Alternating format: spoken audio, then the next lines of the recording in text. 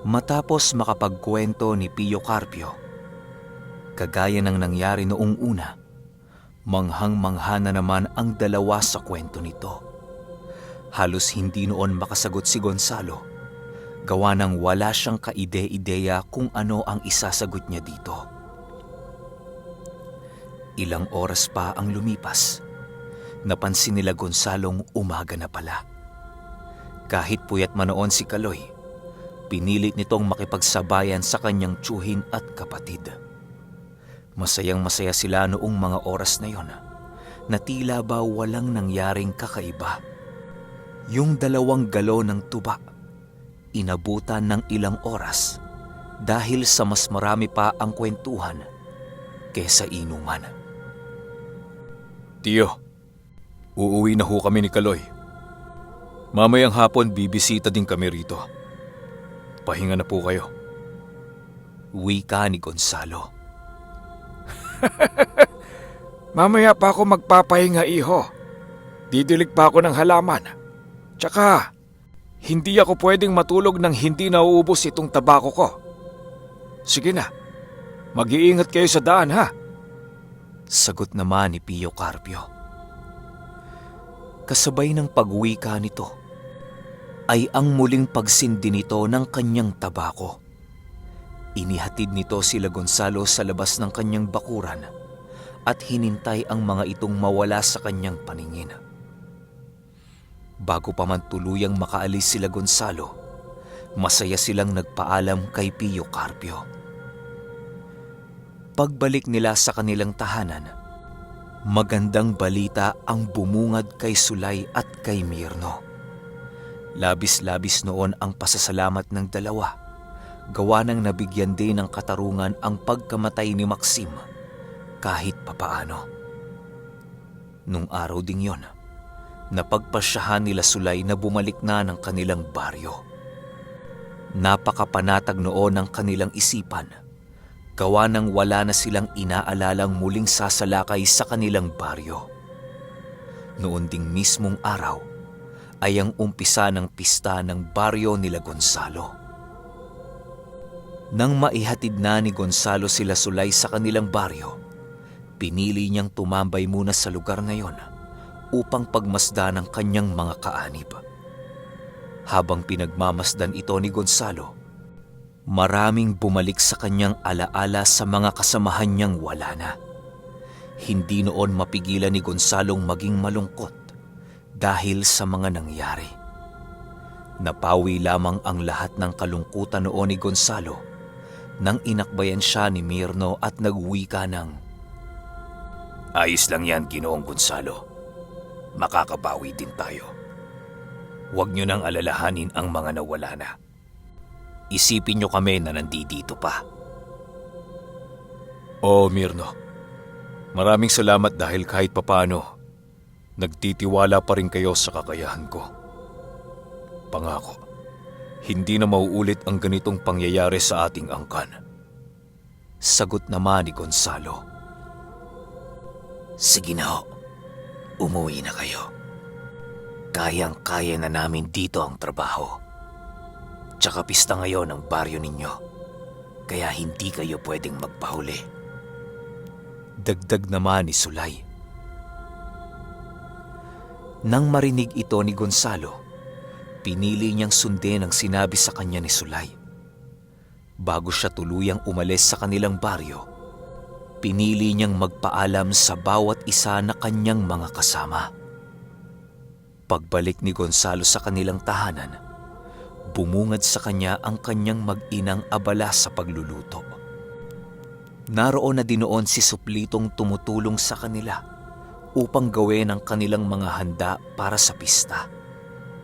Pagpasok noon ni Gonzalo sa kanilang tahanan, agaran din naman itong tumulong kay Nognog na abala sa pag-aayos ng mga kakaning lulutuin nila. Ilang minuto pa ang lumipas, dumating na din si Kaloy sa kanila na halatang hindi pa natutulog. Doon na natulog noon si Kaloy upang paggising niya, agad siyang makatulong sa mga gawain sa bahay ng kanyang kuya. Sa bawat pistang dumaan sa pamilya ni Gonzalo sa lugar na yon, yun ang unang beses na nakaramdam si Gonzalo ng pagkasabik. Ang kinakasabikan noon ni Gonzalo ay ang papasapit na subukan ng karga ng mga antingero sa mga susunod na araw. Kinagisnang tradisyon na yon sa kanila, pero karamihan sa mga kasali sa paligsahang yon ay purong mabababa lamang ang karga. Hindi yun pinagtutuunang pansin ni Gonzalo dahil kahit siya ay kayang-kaya niyang gawin ang mga bagay na ginagawa ng mga antingero. Dahil sa mga nasilaya noon ni Gonzalo, nawala na siya ng ganang manood sa ganoong uri ng paligsahan. Bumalik lamang ang gana noon ni Gonzalo nang muli niyang maalala ang sinabi sa kanya ng kanyang Pio Carpio na sasali ito sa tagisan ng mga karga. Halos sa bawat pagbungkos noon ni Gonzalo ng mga kakanina, panay ang pagpasok sa kanyang isipan ng mga maaaring gawin ng kanyang tiyuhin. Sa pagsapit ng unang araw ng kapistahan, doon na nga inumpisahan ni Pio Carpio ang tagisan ng agimat.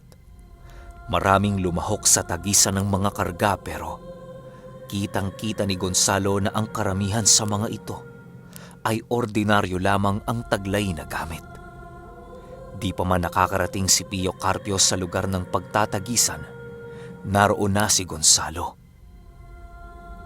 Ilang minuto lang ang lumipas, doon na nasipat ni Gonzalo si Pio Carpio na naglalakad papalapit sa kanyang kinaroroonan. Kahit medyo tago noon ang kinaroroonan ni Gonzalo, agara naman siyang nasipat ni Pio Carpio ng walang kahirap-hirap. Ang kasuotan ni Pio Carpio noon ay isang lumang panlalaking saya na halos marami nang makikitang butas. Nakasuot din ito ng sombrerong gawa sa anahaw at panayang pagbuga nito ng usok na nanggagaling sa kanyang tabako. Sa paglapit ni Pio Carpio sa iba pa niyang mga katunggali, tila ba hindi maiwasan ng mga ito ang titigan siya. Ipinagsawalang bahala na lamang yon ni Pio Carpio, gawa ng nasanay na siya sa ganoong uri ng bagay. Ang aga mo ata, iho. Buti naman at nagawi ka rito. Meron akong ipapakita sa iyo, Gonzalo. Hindi ito nakikita ng mga mata ng ordinaryong tao. Kaya sana'y pagmasdan mo ng maigi. Wika ni Pio Carpio. Habang nagsasalita noon si Pio Carpio, kitang-kita ni Gonzalo ang pagiging seryoso nito. Hindi yun nagbibiro noong mga oras na yon at talaga namang meron itong gagawing ikakamangha ni Gonzalo. Halos pumungay noon ang mga mata ni Gonzalo dahil sa pagkamangha sa sinabi ni Pio Carpio. Nang tinawag na ang mga kalahok sa paligsahan, nilisa na ni Pio Carpio ang kanyang pamangkin. Hangang-hanga noon si Gonzalo, gawa ng hindi ito katulad ng ibang manlalahok na halos mapuno na ng mga agimat ang buong katawan. Ang dala lamang noon ni Pio Carpio ay ang kanyang tungkod at ang kanyang sombrero. Ang tagisan noon ng agimat ay sa pamamagitan ng paglaslas ng mga kalahok ng isang tabak na pinatalim ng apoy. 5 matatalim na gamit ang kailangang subukan ng mga manlalahok nang hindi nasusugatan. Kapag natapos nila ang pagsubok na yon, kailangan nilang kumain ng nagbabagang bato ng hindi nakakaramdam ng init. Ang makakagawa ng panghuling pagsubok ang siyang tatanghaling kampyon sa subukan ng karga. Bago umpisahan ang paligsahan, halos lahat ng kalahok ay panay na ang ginagawang pag-uusal ng kanilang mga proteksyon sa katawan. Pero si Pio Carpio noon, nagmamasid lamang sa mga kalahok na para bang hindi siya dito kasali. Gulat na gulat noon ang mga manonood sa ginagawa ni Pio Carpio.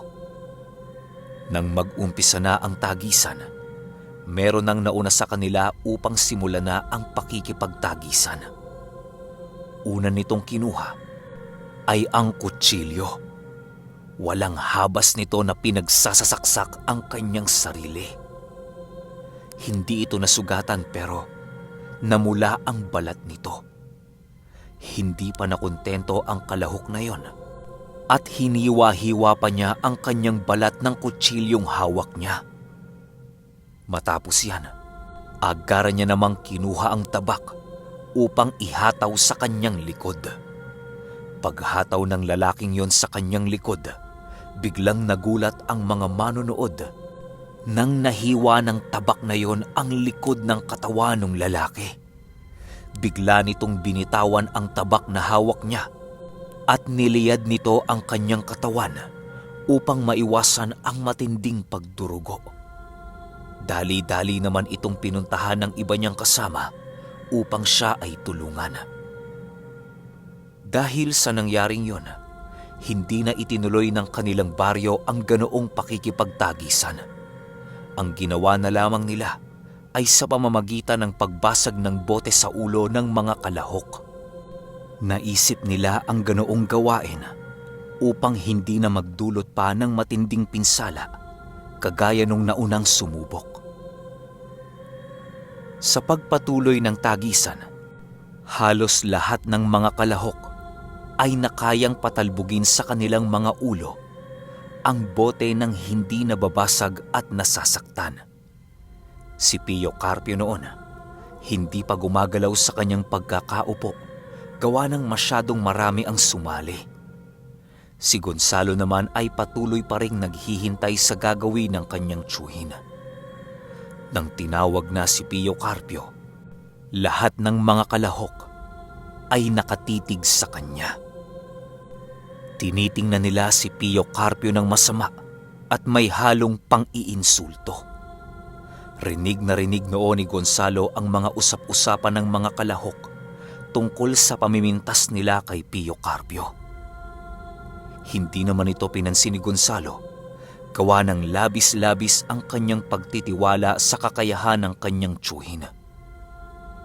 Maniwala kayo o hindi, imbis na bote ang kinuha noon ni Pio Carpio, nagbabagang bato ang dinampot nito.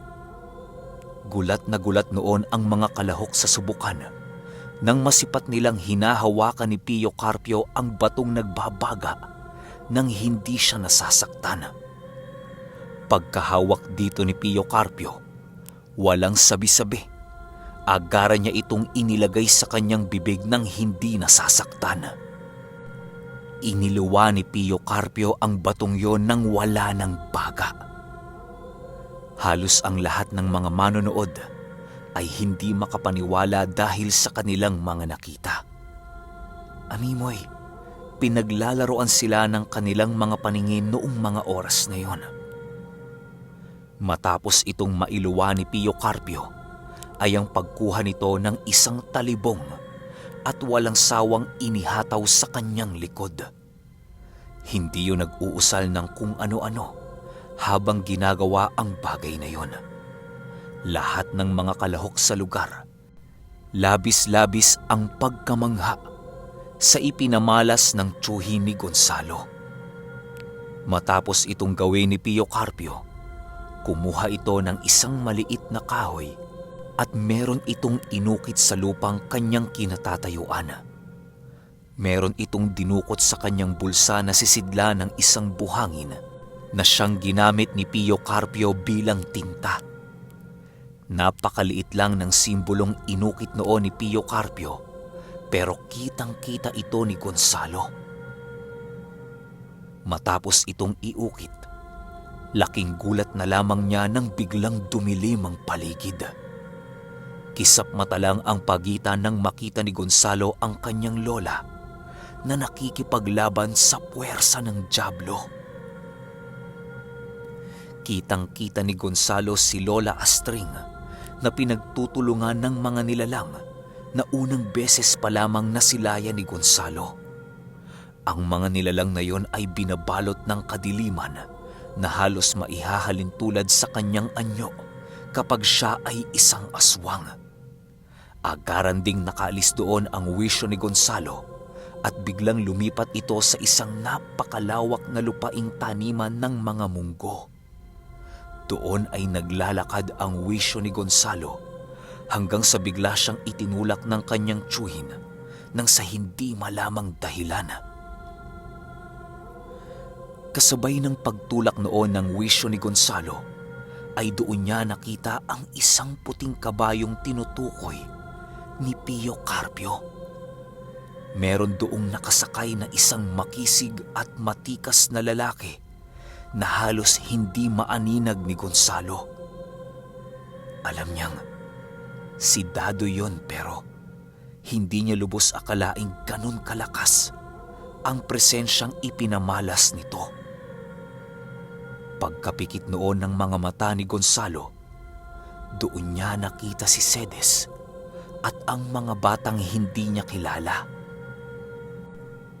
Papalapit noon si Dadoy sa kinaroroonan ni Cedes habang meron itong sinasabi. Matapos ang kaganapang yan, merong nakita si Dadoy na isa ring aswang na nasa pamamahay din ni Cedes. Kasabay ng pagsipat ni Gonzalo sa aswang na yon ay ang pagbalik ng kanyang wisyo sa aktwal na mundo.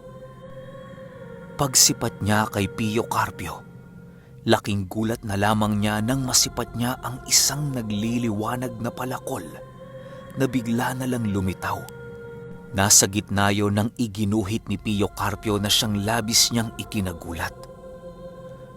Paglalarawan ni Pio Carpio sa palakol na yon, meron itong mga mamahaling bato at ginto ang buong katawan nito. Napakatalim din ng palakol na yon na halos maramdaman ito ni Gonzalo sa pamamagitan lamang ng pagsipat dito. Pagbaling niya noon ng tingin kay Pio Carpio, nakita niyang nakangiti sa kanya yon habang naglalakad papalapit sa kanyang kinaroroonan. Nananatili ang ginintoang palakol na yon na nagsasayaw sa ere paglapit ni Pio Carpio. Gonzalo, manghang-mangha ka yata sa mga nakikita mo. Ang nakikita mong yan, iho, ay ang isa sa mga gamit ni Nanay Astring noong mga panahong nabubuhay pa ito. Ang mga kaluluwang napapaslang ng palakol na yan ay hindi na makakatawid sa langit man o impyerno. Mananatili ang mga masasamang kaluluwang napatay ng mahiwagang palakol na iyong nakikita. Sa kawalang kahit ako ay hindi ko pa nasisilayan. Mutya ng palakol yan, iho, kabilang sa 7 mahihiwagang sandatang ipinagkaloob ng Panginoon sa mga tagasunod niya. Ang 5 sa mga mutyang kagaya niyan ay hindi ko alam kung saang lupalop ng lugar ito matatagpuan. Maaring may mga mangilan-ngilan pang mas malakas sa akin ng di hamak ang nagtataglay ng iba pang ganyang uri ng mutya. Ang isa sa mga yan ay ang taglay ng aming pinuno na si Cedes. At yon ay ang kanyang punyal na palagi niyang dala-dala. Lahat ng mga gamit na yan ay magkakaparehas lamang ang lakas at nakadepende lamang ang abilidad nito sa sino mang nagmamay-ari. Ipinakita ko yan sa iyo, Gonzalo, dahil nais kong magtaglay ka rin ng ganyang uri ng armas. Maghanap ka, Gonzalo. Nasa paligid mo lamang ang iba sa mga yan. Nararamdaman ko na malapit lamang sa atin ang isa sa mga mahiwagang sandata na katulad nito. Wika ni Pio Carpio. Nang marinig ito ni Gonzalo, halos tumindig ang lahat ng kanyang balahibo sa katawan dahil sa sobrang pagkamangha. Hindi noon mawari ni Gonzalo kung totoo pa ba ang sinasabi ng kanyang tiyuhin sa kadahilanang napaka-imposible ng paniwalaan ang ganoong uri ng gamit. Halos kahit sa panaginip noon ni Gonzalo, Hindi niya inaasahang merong ganoong uri ng mutya. Ilang minuto pa ang lumipas, natabunan na ang simbolong ginuhit ni Pio Carpio.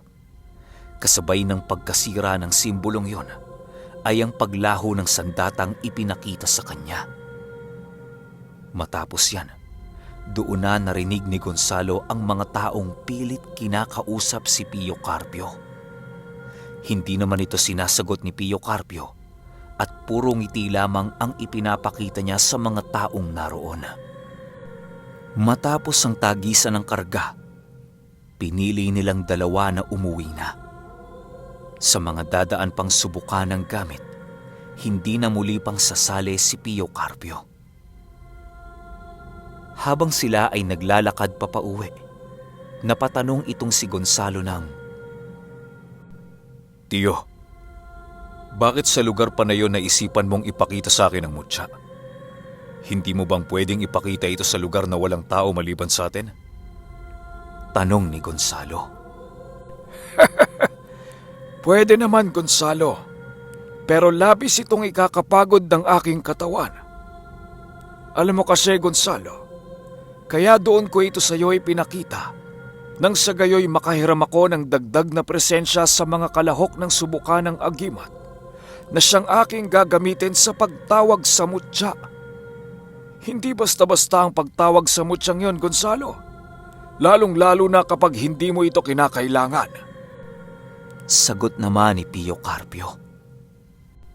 Dahil sa sinabi ni Pio Carpio, doon na lubusang naunawaan ni Gonzalo ang rason kung bakit siya inimbitahan ng kanyang tiyuhin sa subukan ng agimat. Magnanakaw lang pala ng enerhiya itong si Pio Carpio para madali niyang matawag ang mutya ng palakol. Siya nga pala, Gonzalo, kapag dumating na sa puntong mawawala ka na sa mundo, nais mo bang ibigay ang bertud mong taglay sa iyong nag-iisang anak?